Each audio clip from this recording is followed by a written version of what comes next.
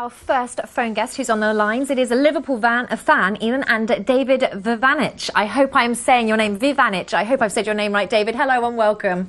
Hello, how's it going? You good? I'm good, thank you. David, tell me how you say your name so I don't make the mistake again. Vujanic. Vujanic, thank you. Yeah. Now, obviously, you've probably heard us. We've just been talking about Liverpool as well. Yeah. Your thoughts after last night's game? It wasn't too disappointing. I actually think it was all right. I'm not unhappy. Obviously, I'm not pleased, but I'm a bit more optimistic. Though I feel the second string team we put out actually performed better and would have performed better if even we played our first team. So I was quite happy. I mean, everybody was saying damage limitation, we're going to lose 7-0, you know, Ronaldo's going to break his record. He had Colo Touré, had him in his pocket all game, so I'm ecstatic. Well, you know, when you first saw the team sheet, obviously there was a lot of speculation, a seven-player change, and a lot of people were saying that it was a second-string team. Obviously, it proved otherwise. What were your thoughts when you first saw that team sheet out? I thought it was a shambles. Personally, I mean, I think the signings we've bought are definitely not up to standard. I don't know what our scouts are doing, but that 100+ million, I don't know where it's gone. So I was not happy. I mean, Barini is a man we all wanted gone, I feel, and to now be basically relying on him is kind of saddening. I just feel, I mean, as a football fan, sometimes you can be quite irrational and fickle. So after last season, the first couple of weeks, the first 2 months now, I was distraught. I was absolutely unhappy. But, I mean, you've just got to accept the situation we're in and hope that Brendan Rodgers does have it in him to sort it out. And that's just all I can say really about that. But I wasn't happy at all with the side put out, initially anyway. Now, obviously, I mean, we'll talk about Balotelli in a minute. I'll let the guys on the sofa as well have a chat to you about some of the things that have been happening with Liverpool. But let's just talk about Steven Gerrard. Obviously, he would have been quite disappointed yesterday to have not started. Do you think that was the right decision? And do you think he's got the legs to sort of carry on for the next season? Maybe, you know, how long do you think Steven Gerrard's got his time at Liverpool? I mean, I guess he's the man now to drop back. He plays the passes. He's got it in him. I feel maybe another season. And, I mean, leaving him out, I think just the game itself, it needed the change. And the past few weeks, we have looked horrible. Against Newcastle, I don't think we created a chance. So to leave even Gerrard out, I feel, this time around was absolutely fair. And apparently Rodgers did actually speak to him about the situation. Like, I think it was a week before. So as a professional, I think he took it on the chin quite well.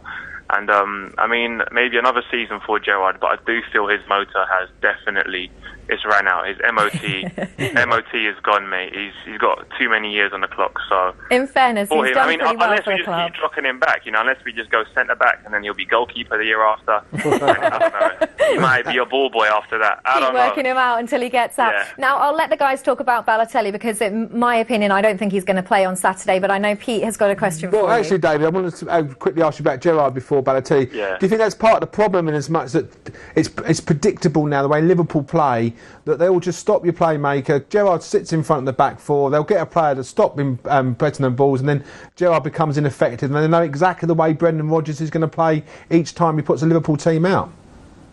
I mean, I feel the Suarez situation of not having him is massive. I feel we're seeing it now because we have no energy up front. Because before, the first 15 minutes, our pressing was second to none. I mean, we're going to get a goal in the first half an hour. Balotelli's not going to do that. Lambert's not going to do that. Barini doesn't have the quality to do that.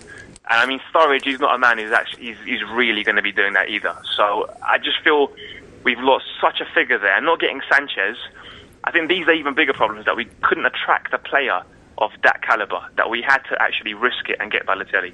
But is he going to play on the weekend? Honestly, I don't even care, because I just don't know about him. So far, watching him, I was at the Madrid game at the Cop, and it's just that, it's so frustrating seeing a man strolling back after being caught offside. So David, he's not going to be a 25 goal a season man. Then no way. You're not convinced that the misses he made against QPR and then previously he's going to be your man. I mean, I'm not at all. I guess. You have got Ricky Lambert, David. I don't want to talk about his MOT. He's a 1.2 litre micra. He can't do anything. He's a man that you put on maybe if you're Hull City or if you're Leicester, yeah, why not have a Lambert? And even for us, in the last 20 minutes, you could have a Lambert if you're 1-0 down. I don't know if you can even hold the ball up, put him in if you're winning 1-0 in a tight game, but he's not a man you want to start.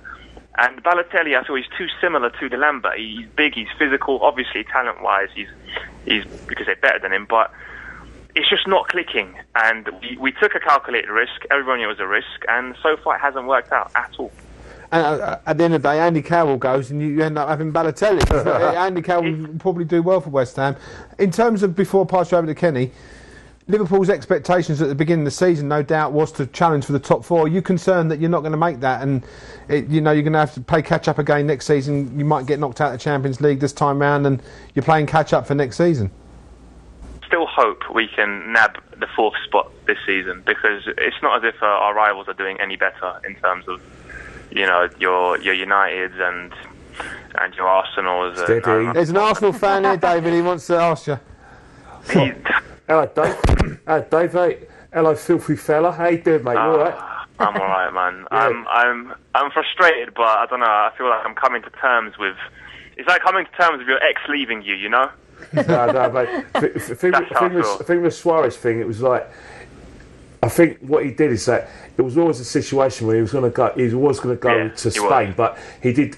I think the situation is that it was one more season, and then getting into Champions League, and then he was going to get his move. But one of the things that do concern me about Liverpool, it's a mini-A situation. Like, he's not a top four goalkeeper. That's something you can agree with. And the situation is like your defence. It's like you look at the situation that Lovren and Skirtle can't play together. Yet you've let like one of your better defenders like Agger go cut Price of Bromby. What was all that about? I mean, what I've heard is that he was too vocal for Brendan Rodgers in terms of, I don't know, maybe he argued, maybe he felt he was interrupting the team spirit, but Agger did love the club, and I feel he should have stayed. And Lovren, I just can't even talk about how frustrated I am with the signings, because 20 million on him, 20 plus million on Lallana, 20 million on Markovic, who literally runs around like a headless chicken. I know he's 20 years old, but I don't know. I don't understand what we've been doing. And David, how old are you? I'm 22. Can you play 2 games in a week? Don't fall for that one. Right now, probably not. But you know what? I feel we need to leave Sterling alone. People are being too harsh on him. Yeah, I think so too. Now, David, too harsh. predictions ahead of the weekend. Obviously, the big Chelsea game. Do you think you can do it? And what do you think the score's going to be? These kind of games tend to be special and one-offs, but are the teams going to be pumped up? The way it's been going this season, I have said so many times now, we're going to beat Everton. I was at Villa at home, and that was depressing. That drive back was not nice, but I'm not expecting anything. I would be happy with a draw, so I'm going to have to say a draw. OK, well, thank you so much, David, and I do hope that it's a draw for you, or even better, but thank you for taking the time out to speak to us. Say hello to Poet for me, and say hello to Little Russ for me as well. I will do. Thanks, David.